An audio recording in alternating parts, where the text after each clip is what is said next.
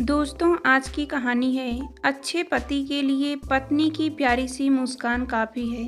कहानी पसंद आए तो वीडियो को लाइक और सब्सक्राइब जरूर करना। सुबह जब गुलशन की आंख खुली तो सुमन मादक अंगड़ाई ले रही थी।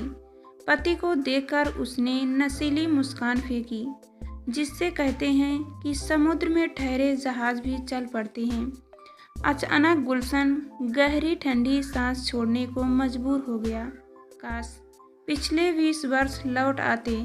गुलशन ने सुमन का हाथ अपने हाथ में लेकर कहा, क्या करते?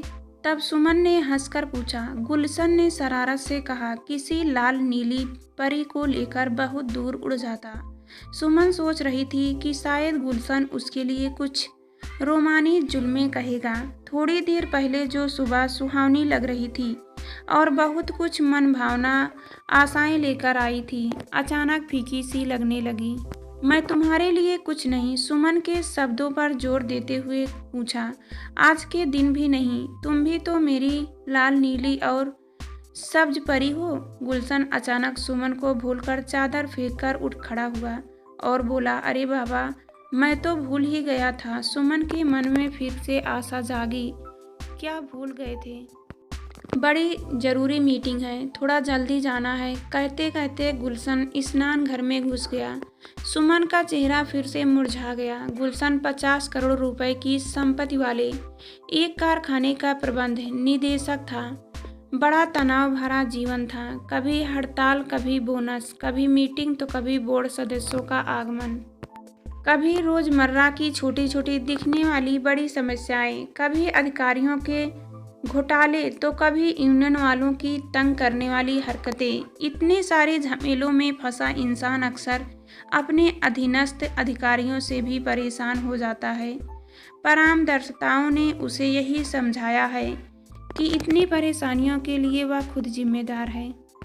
वह अपने अधीनस्थ अधिकारियों में पूरा विश्वास नहीं रखता, वह कार्य विभाजन में भी विश्वास नहीं रखता।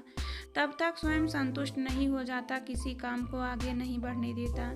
यह अगर उसका गुण है तो एक बड़ी कमजोरी भी। जल्दी जल्दी उसने एक टोस्ट खाया और एक गिलास दूध पीकर ब्रीफ केस उठाया। सुमन उसके चेहरे को देख रही थी, शायद अभी भी कुछ कहे, पर पति के चेहरे पर केवल तनाव की रेखाएं थीं।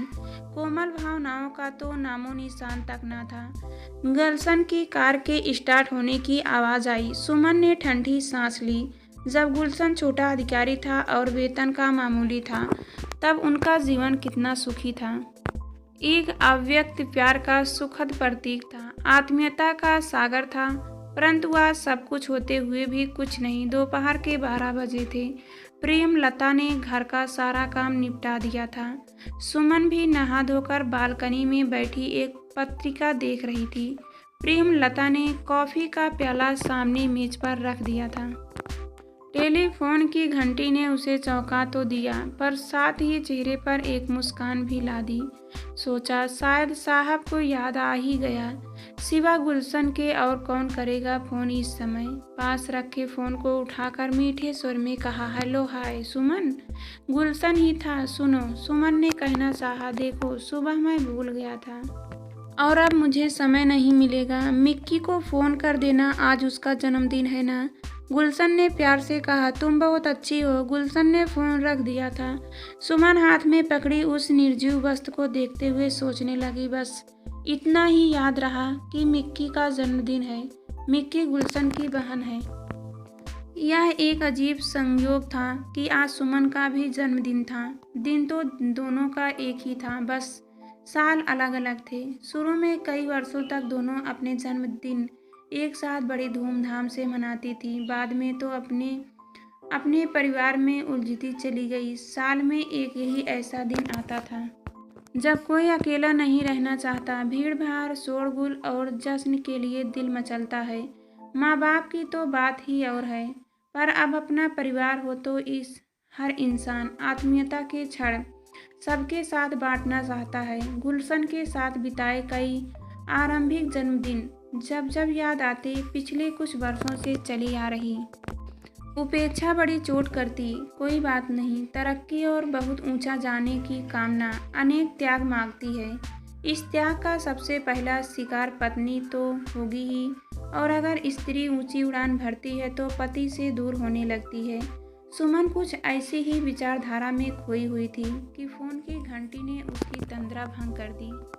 हेलो, उसने उदास स्वर में कहा। हाय, मैं अलका ने खिलते फूल की तरह उत्साह से कहा। जन्मदिन मुबारक हो बेटी। अलका मासूरी में एक स्कूल में पढ़ती है और वहीं हॉस्टल में रहती है। धन्यवाद बेटी, सुमन की पुलकित स्वर में कहा। कैसी है तू? अरे मुझे क्या होगा माँ, पहले यह बताओ क्या पक रहा है? जन्मदिन की खुशी में अलका ने हंसकर पूछा। आज आऊँ? आज बहुत याद आ रहा है तेरी, सुमन ने प्यार से कहा। माँ, मुझे भी तुम्हारी दूरी अब अच्छी नहीं लग रही है। अलका ने चौंकने के स्वर में कहा। अरे 12:30 बजने वाले हैं, चलती हूँ माँ, कक्षा में जाना है। ठीक है बेटी, अच्छी तरह पढ़ना, अच्छे नंबरों से पास होना, अपनी सेहत का ध्यान रखना और रुपयों की ज़रूरत हो तो फ़ोन कर देना। सुमन ने जल्दी जल्दी से वह सब दोहरा दिया जिसे दोहराते वह कभी थकती नहीं। अलका खिलखिला पड़ी। माँ, क्या सारी माएँ तुम्हारी तरह ही होती हैं? कभी तो हम मूर्ख संतानों को अपने हाल पर छोड़ दिया करो, अभी थोड़ी समझेगी तू। अलका ने बात काटते हुए कहा। जब माँ बनेगी तो जानेगी। अरे माँ, बाकी का संवाद मुँह ज़बानी याद है। ठीक है, जा रही हूँ, देर हो रही है। सुमन के चेहरे पर खिन्नी मुस्कान थी। ये आजकल के बच्चे तो बस धीरे से सोचते हुए फ़ोन बंद करके रख दिया। कम से कम बेटी को तो याद आई, इतनी दूर है पर माँ का जन्मदिन नहीं भूलती। संध्या के 5 बज रहे थे। क्या गुलशन को जल्दी आने के लिए फ़ोन करे? पर नहीं, सुमन ने सोचा। जब पति का न तो याद है और न ही इसके प्रति कोई भावना, तो उसे याद दिलाकर अपनी मनहानि करवाएगी।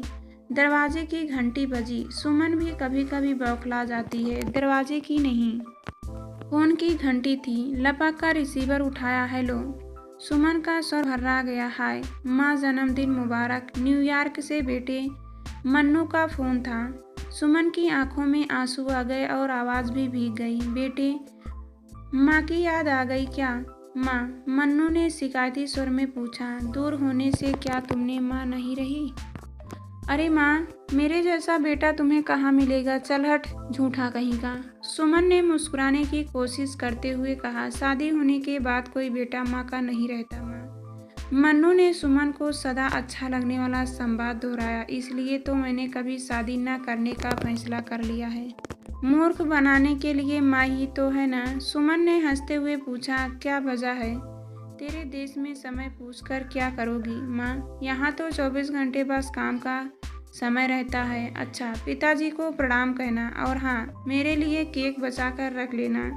मन्नू जल्दी जल्दी बोल रहा था। माँ, एक बार फिर तुम्हारा जन्मदिन हर साल आए और बस आता ही रहे। कहते हुए मन्नू ने फ़ोन बंद कर दिया था। थोड़ी देर बाद फिर फ़ोन बजा। हेलो, सुमन ने आशा से कहा। मैडम, मैं हेनरीटा बोल रहा हूँ।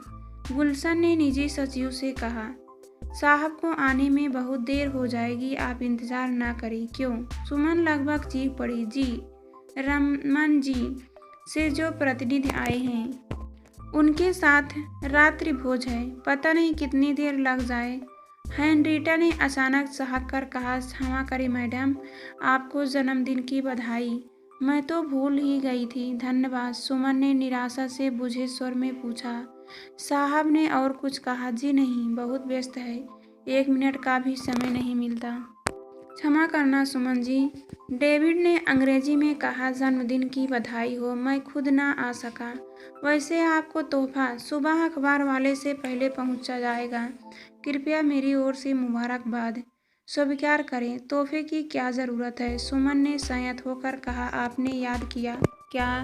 यह हम कम हैं? वह तो ठीक है, पर तोहफे की बात ही अलग है। डेविड ने हंसते हुए कहा। अब देखिए, हमें तो कोई तोहफा देता नहीं, इसलिए बस तरसते रहते हैं। अपना जन्मदिन बताइए। सुमन ने हंसते हुए उत्तर दिया। अगले 15 सालों के लिए बुक कर दूंगी।